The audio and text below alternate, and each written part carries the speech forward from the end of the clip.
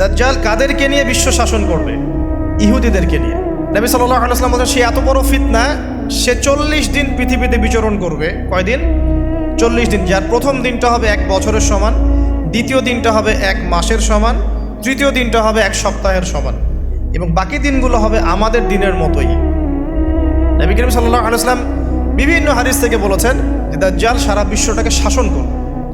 কীরকম? মানে সে ইলাহ দাবি করে বসবে। আল্লাহ পাক তাকে কিছু অলৌকিকত্ব দিবেন মানুষকে ফিতনায় পরীক্ষা করার জন্য।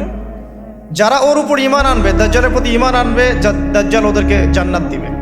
তার এক হাতে থাকবে জান্নাত, এক হাতে জাহান্নাম। মানে অরিজিনাল জান্নাত জাহান্নাম নয়, কারণ জান্নাত জাহান্নামকে হাতে নিয়ে ঘোরা যায়? যায় না। আমাদের কিছু প্রোটেস্ট্যান্ট মুসলিম ভাই আছে, তারা মনে করে যেটা হাদিসের শব্দ ওইটাই, এর কোনো ইন্টারপ্রিটেশন ব্যাখ্যায় তারা বিশ্বাস করে না। তাহলে এক হাতে জান্নাত এক হাতে জাহান্নামের ব্যাখ্যা আপনি কি করবেন? সত্যি সত্যি কি হাতে জান্নাত জাহান্নাম নিয়ে কেউ ঘুরতে